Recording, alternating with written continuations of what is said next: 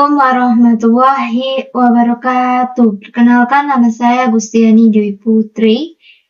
Di pertemuan kali ini saya akan membahas PPT tentang telemedicine dan telehealth.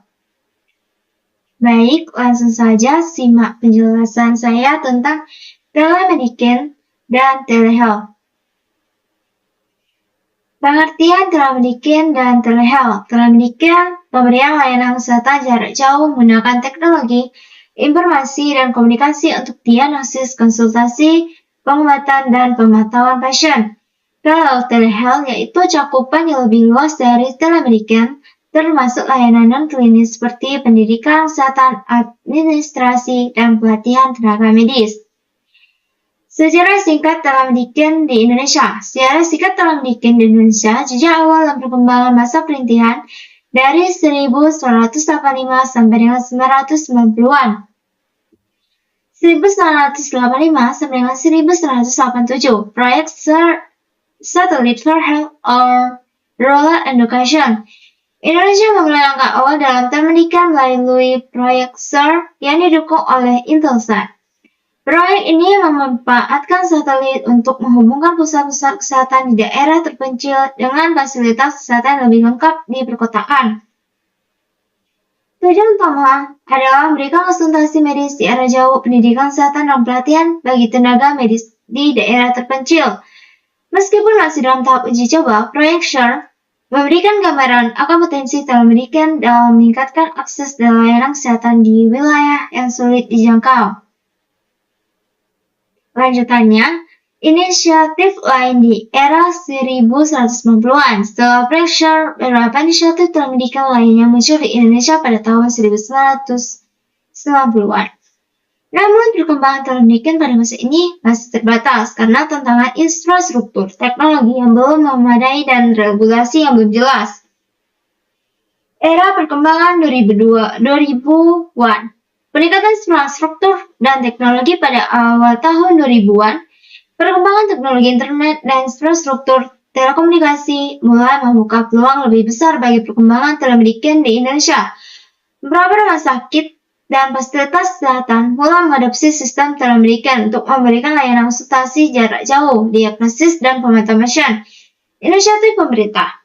Pemerintah Indonesia juga memberikan perhatian terhadap pengembangan telemedicine. Beberapa program kebijakan mulai untuk mendorong telemedicine dalam sistem kesehatan nasional. Era transformasi 2010-an sekarang perkembangan besar dalam dekade terakhir. Telemedicine di Indonesia mengalami perkembangan besar. Muncul berbagai platform dan aplikasi telemedicine yang menawarkan layanan kesehatan yang beragam, mulai dari konsultasi dokter umum spesialis hingga layanan psikolog.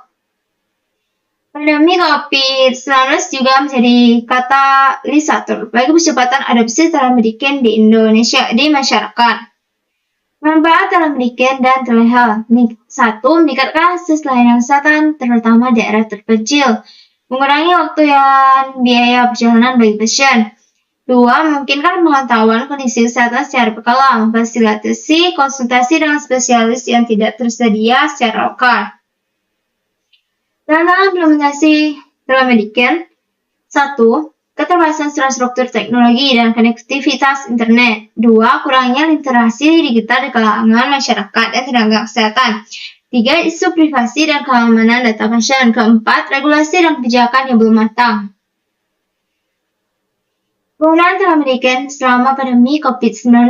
Platform seperti AloDokter dan Halodoc menjadi media konsultasi kesehatan online yang populer selama pandemi. Memfasilitasi konsultasi medis tanpa tatap muka. AloDokter dan Halodoc. Pandemi COVID-19 telah mengubah secara signifikan cara masyarakat berinteraksi dan mengakses layanan kesehatan. Telemedicine yang sebelumnya hanya dianggap sebagai alternatif menjadi solusi penting untuk memberikan perawatan medis jarak jauh dan mengurangi risiko penularan virus. Peran telemedicine selama pandemi. Selama pandemi COVID-19 atau COVID-19, telemedicine memainkan peran yang sangat penting dalam mengurangi risiko penularan. Telemedicine memungkinkan pasien untuk berkonsultasi Dan dokter tanpa harus datang ke fasilitas kesehatan, sehingga mengurangi risiko penularan virus di tempat-tempat umum.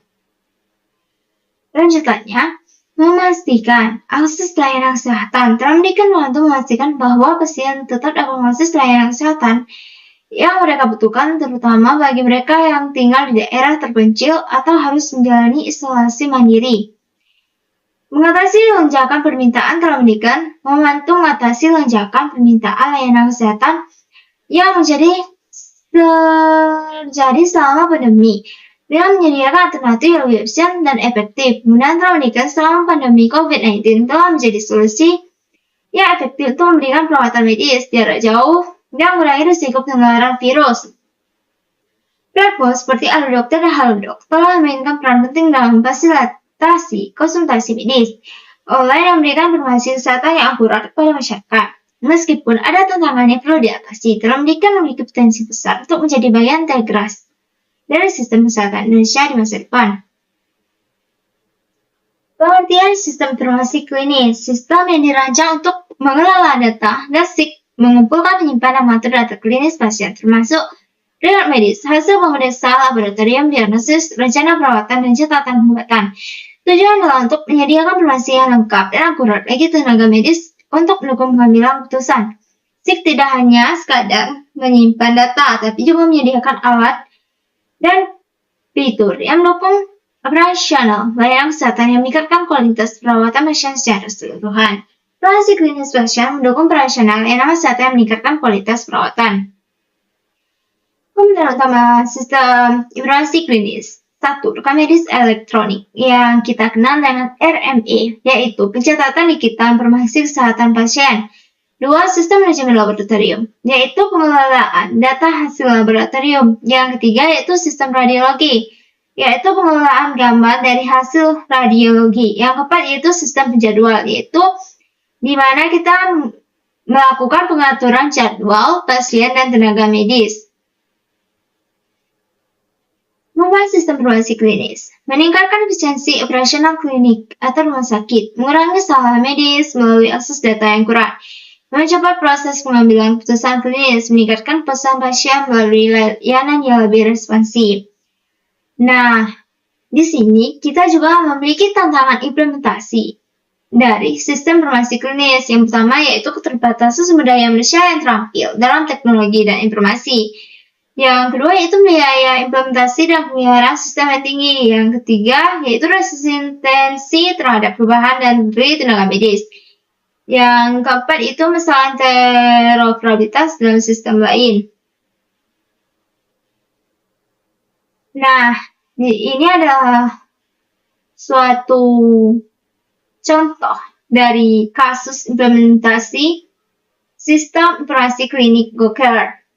Klinik GoCare seperti halnya fasilitas kesehatan lainnya, membentukkan sistem informasi yang handal untuk mengelola data pasien, mendukung operasional klinik, dan meningkatkan kualitas pelayanan. Sistem informasi yang efektif dapat membantu klinik dalam hal yang pertama itu manajemen data pasien, yaitu menyimpan dan mengakses informasi pasien dengan mudah dan efisien. Yang kedua, operasional klinik, yaitu memperlancar proses pendaftaran, jadwal, dan pengelolaan rekam medis. Yang ketiga itu pengambilan keputusan, yaitu menyediakan data yang kurang untuk mendukung pengambilan keputusan klinis yang manajerial. Pengembangan sistem informasi. Dalam studi kasus ini, klinik GoCare memilih untuk mengembangkan sistem informasi berbasis web. Berapa poin penting dalam pengembangan sistem ini? Ada metode prototype. Metode prototype dipilih karena memungkinkan pengembangan sistem secara iteratif dan fleksibel. Dengan metode ini, sistem dapat disempurnakan berdasarkan umpan balik dari pengguna. Lanjutannya, bahasa pemrograman PHP. PHP dipilih sebagai bahasa pemrograman karena populer, mudah dipelajari, dan memiliki komunitas yang besar. PHP juga cocok mengembangkan aplikasi web dinamis. Database MySQL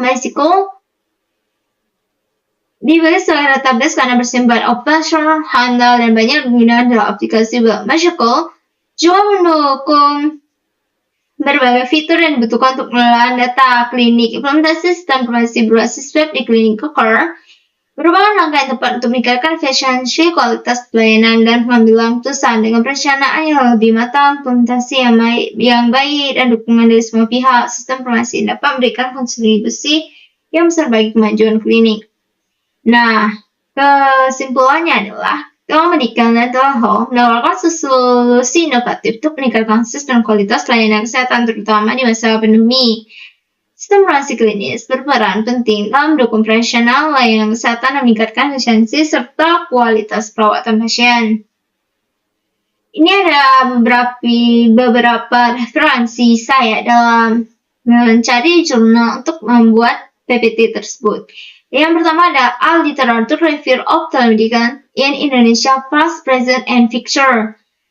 Telemedicine sebagai media konsultasi kesehatan di masa pandemi COVID-19. Sistem informasi pelayanan kesehatan berbasis web pada klinik Google. Yang ini ada Telemedicine Online Medical Service dalam era new formal ditinjau dari hukum kesehatan. Terus ada sistem informasi manajemen klinik Permata Medical Center Pati. Nah, semoga penjelasan saya dapat dimengerti. Wassalamualaikum warahmatullahi wabarakatuh.